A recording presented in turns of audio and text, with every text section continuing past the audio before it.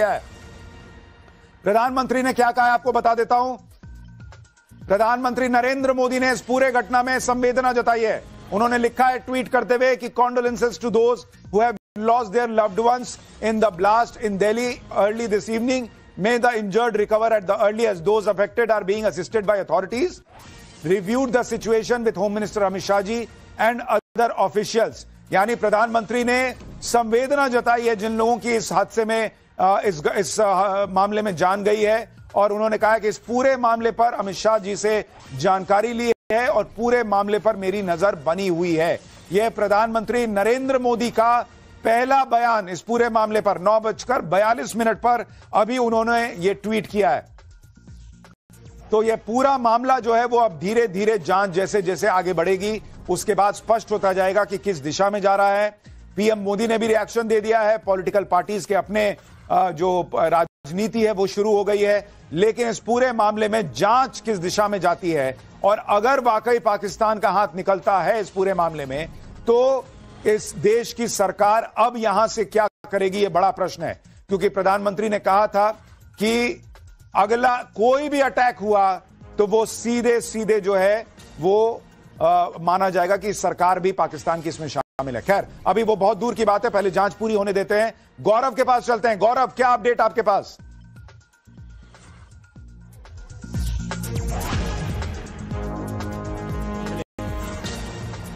बिल्कुल, देखिए तो लगातार यहाँ पर एनआईए की जो टीम है वो एफएसएल की टीम के साथ, फॉरेंसिक की टीम के साथ लगातार यहाँ पर जो है वो इकट्ठे की जा रही है। और आप देखिए जो तस्वीर आप सीधे देख रहे हैं, यहाँ पर घटनास्थल अब एकदम साफ नजर आ रहा है। सामने से क्रेन और जो फायर डिपार्टमेंट की गाड़ियां थी उन्हें हटा दिया गया है। सीआरपीएफ के जवानों की तैनाती यहाँ पर कर दी गई है। और आप देख रहे हैं ये इस बात का संकेत है कि एलएनजेपी अस्पताल में घायलों से मिलने के बाद गृह मंत्री अमित शाह की यहाँ पर का आना उनका यहाँ पर हो सकता है और इसी बात का संकेत यहाँ पर मिल रहा है। सुरक्षा व्यवस्था को यहाँ पर और ज्यादा चौबंद किया गया है। यहाँ पर अगर आप देखें तो जगह जगह पर सीआरपीएफ के जवानों की तैनाती, दिल्ली पुलिस के जवानों की तैनाती तस्वीर में साफ नजर आ रही है। और सामने सीधा वो गाड़ी जिसके परखच्चे उड़े वो इस वक्त स्पॉट पर मौजूद है, जो कैमरे में आप तस्वीरों में जो है वो सामने मौजूद है। सवाल यही है कि अब जो ये पूरा मामला है जिसको लेकर सबसे बड़े सवाल ये है कि ये जिस गाड़ी HR-26 का दावा किया जा रहा है क्या वो वाकई में उसी में किसी तरह का विस्फोटक था?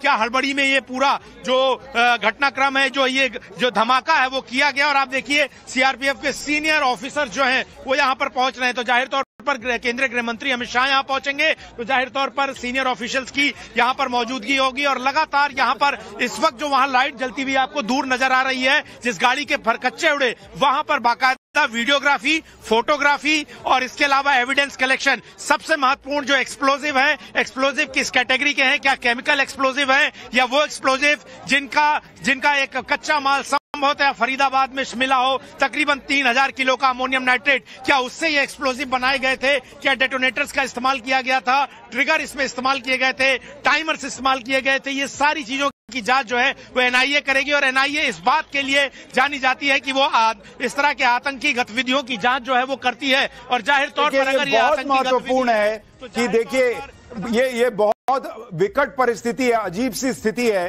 कि एक तरफ तो सुरक्षा एजेंसियों की कामयाबी का भी दिन है, जिस तरीके से उन्होंने फरीदाबाद में रिकवरी की, जिस तरीके से उन्होंने केमिकल अटैक करने का जो प्लान कर रहा था व्यक्ति उसको अरेस्ट किया, जिस तरीके से उन्होंने जम्मू कश्मीर में टेरर मॉड्यूल को पकड़ा और उसको वहां से रिकवरीज की, बड़ी मात्रा में विस्फोटक पकड़ा। लेकिन फिर भी यह सवाल पूछा जाएगा कि दिल्ली तक यह विस्फोटक कैसे पहुंचा और क्या यह उसी फरीदाबाद मॉड्यूल से जुड़ा हुआ मामला है, अगर यह आतंकी हमला है या फिर कोई और था, और क्या इसी वजह से देश भर में हाई अलर्ट देश के अलग अलग बड़े बड़े शहरों में किया गया है? ये महत्वपूर्ण प्रश्न होगा। For more of such videos do like, share and subscribe to ET Now Swadesh।